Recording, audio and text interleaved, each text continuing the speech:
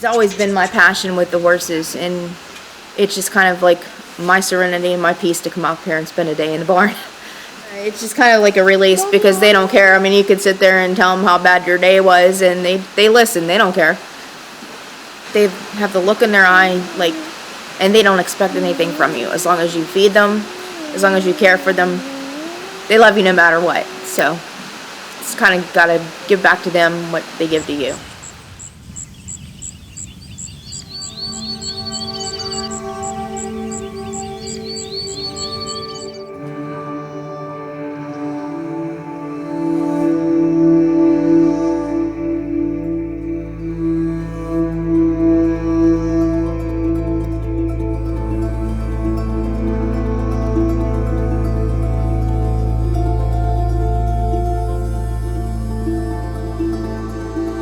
We started basically in 2006, but didn't incorporate till 2011. I had a horse that was racing, and she was racing at Thistledown, and I went to pick her up at the end of the meet, and that's when I first encountered up front and personal that when the horses are done racing, they kind of go on a truck and they don't come back. So when I was there were a few horses. I happened to have a 5-horse trailer bringing home 1 horse, and I ended up filling that trailer up. At that point in time, we kind of found homes for 3 of the ones that we brought home. One of the horses ended up having to get put down because his injuries were so bad. And after that, whenever I would go to the track, if someone said they were needing a home for a horse, being the fact that I had the room for it, I'd bring one home here and there and find homes for it. There's 2 basic auctions that I know of. There are others. They could get transported to Sugar Creek Auction in Ohio or New Holland. It's in Upper Pennsylvania. At that time, if they're lucky, they get purchased by an individual who wants a cheap horse, or they would get purchased by a broker. If they get purchased by a broker, they'll go into, it's called a feedlot.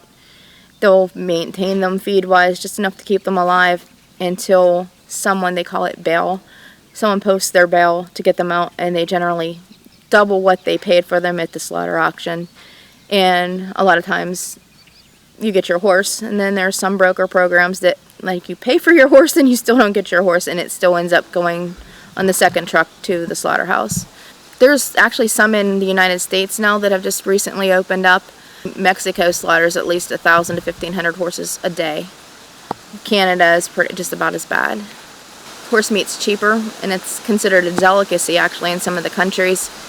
And as long as it's federally, if they approve the meat, then they basically sell that at the grocery store versus meat because it's cheaper and it's more plentiful.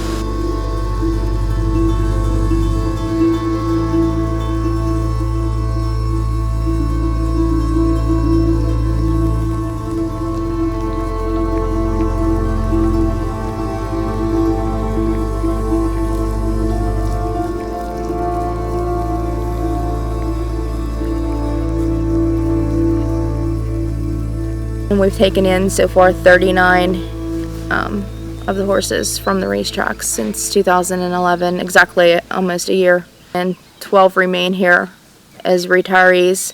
We do offer that option too. We ask that when the owner does surrender the horse, at least that they could put up at least 2 months board to keep the upkeep on the horse going until sponsors can be found.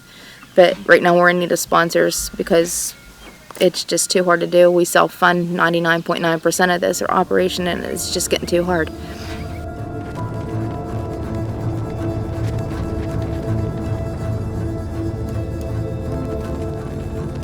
But we do need sponsors for the retirees because they're here indefinitely until the day they die. And then the ones that are adoptive, but I mean, it takes money to feed these guys in hay and all that. I go through like $1,500 worth of feed in a month.